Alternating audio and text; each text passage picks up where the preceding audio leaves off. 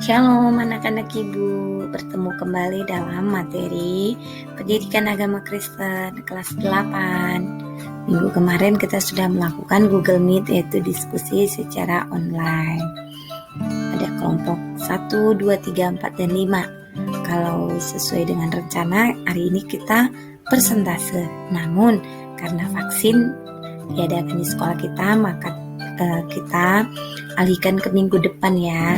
Untuk itu, kita pembelajaran hari ini melalui video pembelajaran. Sebelum kita mulai, mari ambil bukumu dan kita juga berdoa. Tuhan Yesus, terima kasih. Kami akan belajar melalui materi kami hari ini. Kami percaya Tuhan Yesus hadir di rumah kami masing-masing, sehingga kami merasakan pencerahan dan kami juga memahami materi yang disampaikan. Dalam nama Yesus kami berdoa dan mengucap syukur. Amin. Anak ibu, materinya yaitu tentang memilih untuk tidak berputus asa. Minggu lalu sudah kita bahas dalam diskusi. Para ahli menemukan bahwa ada dua cara yang dilakukan orang saat menghadapi kesulitan. Ada yang pertama fight, ada juga flight. Apa itu fight? Apa itu flight? Nanti silakan baca kitab Alkitab ya. Matius 6 ayat 25-33 dan Roma 5 ayat 3-4. Fight itu mengerahkan tenaga dan daya semaksimal mungkin agar kesulitan itu dapat diatasi. Kalau flight sebaliknya, lari meninggalkan kondisi atau hal yang sulit karena memang tidak mendapatkan atau tidak mau mencari cara untuk mengatasinya.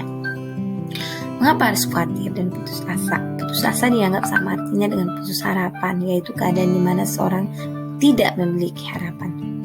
Atau artinya belum tentu orang tersebut juga betul-betul tidak mampu.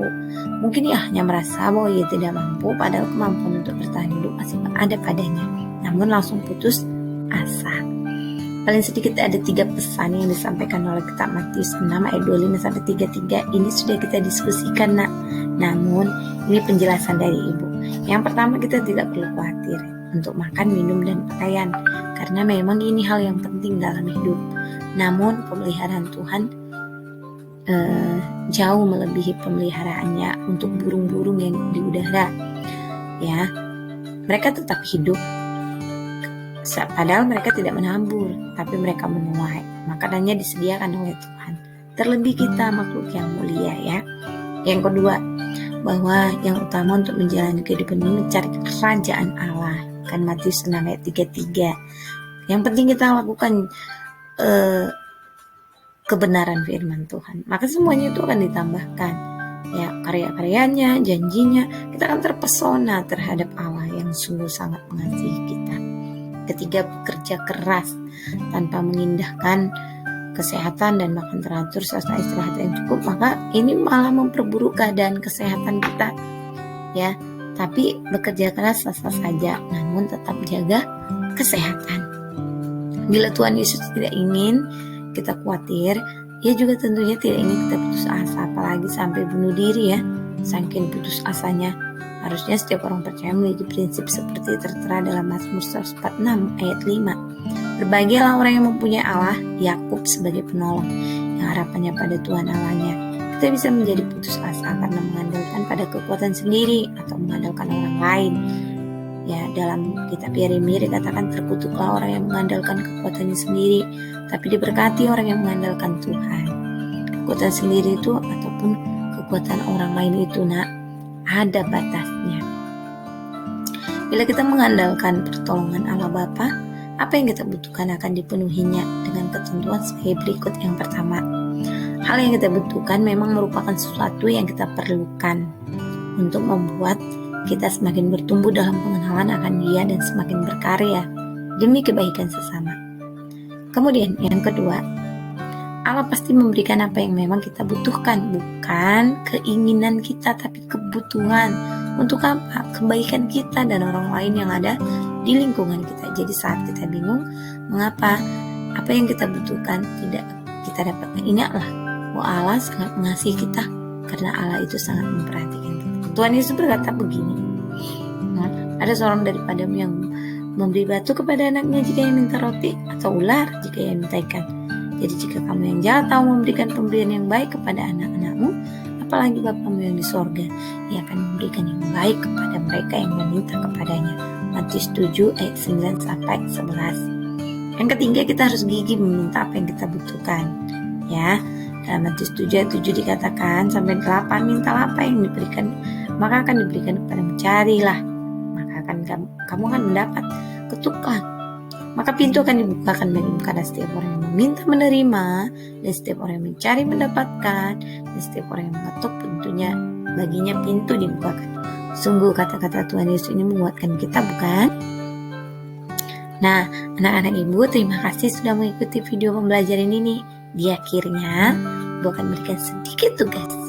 Tugas ini sangat mudah, yaitu dikerjakan di buku tugas, ya, dan nanti dikumpulkan di classroom berupa foto, dikirim di bagian forum, ya nak. Nah, apa tugasnya? Menemukan janji Allah di kitab Mazmur 21 pasal 21 sampai pasal 30. Coba kamu temukan janji-janji Allah itu apa saja sih? Ya, sesudah kamu temukan, kamu tulis di buku kamu.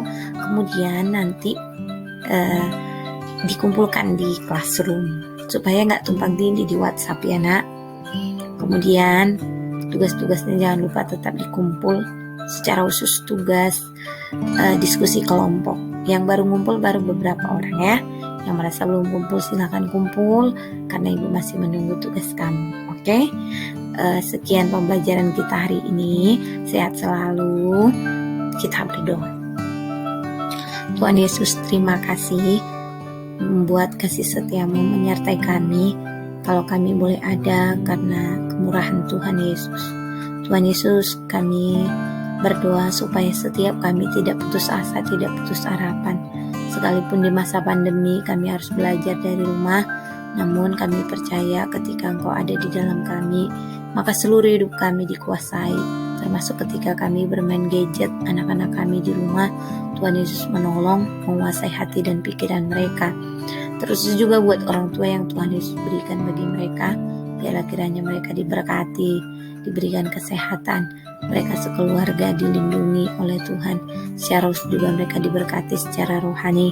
Biarlah kiranya melalui pembelajaran ini hidup mereka semakin diubahkan, mereka semakin semangat, memiliki harapan di dalam Tuhan. Terima kasih Bapa, ini doa kami, ini kerinduan kami. Kami serahkan hanya di dalam nama Yesus kami berdoa dan mengucap syukur. Amin. Tuhan Yesus memberkati.